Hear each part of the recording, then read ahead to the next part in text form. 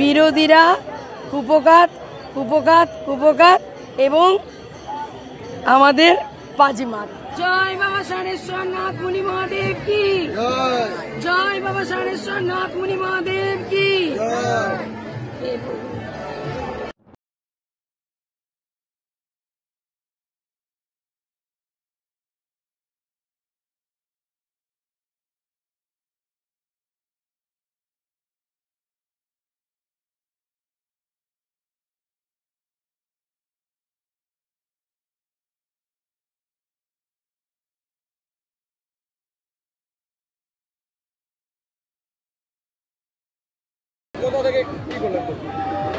আজকে সকালবেলায় বাড়ি থেকে বেরিয়ে এসে আমাদের বিষ্ণুপুরের যে গৌরব, বিষ্ণুপুর লোকসভার যিনি অধীশ্বর, সেই বাবা ষাঁড়েশ্বরের মন্দিরে পুজো দেওয়ার আগে এসে স্নান করলাম।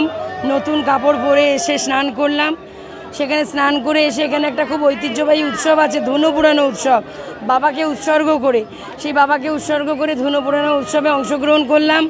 সেখানে প্রভুর কাছে নিজের মনস্কামনা ভক্তদের মতনই আমিও জানালাম, কারণ আমিও তো প্রভুর একজন ভক্ত, প্রভুর একজন চরণের দাসী হয়ে তারপরে আবার পুনরায় চান করে প্রভুর মন্দিরে পুজো দিলাম।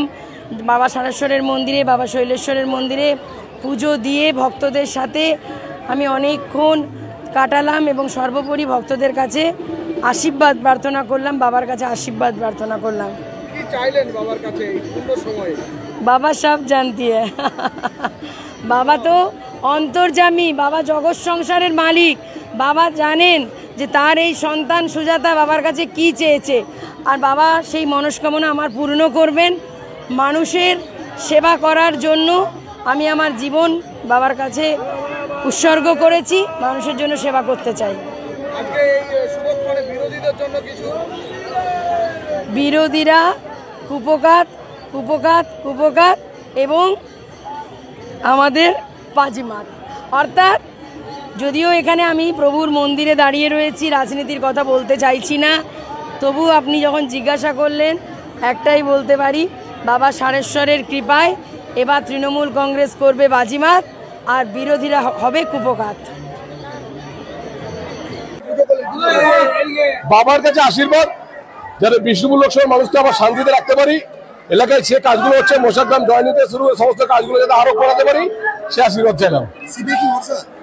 হ্যাঁ, আমি বাবা শিবের প্রতি ভরসা রাখি, আমি একতেশ্বর বাবার প্রতি ভরসা রাখি, বাবা শিবের ষাঁড়েশ্বরের প্রতি ভরসা রাখি, বুড়ো শিবতলার প্রতি ভরসা রাখি, আমি ভরসা রাখি শিবের প্রতি। শুধু এটুকুই বলবো, অভিনয় নয়, কেউ নামাজ পড়তে মসজিদে যেতেই পারেন, আমাদের কোনো আপত্তি নেই, কিন্তু পূজিত ত্রিশূল নিয়ে যে অভিনয় করেছেন তাতে শিবের অভিশাপে ধ্বংস হয়ে যাবেন।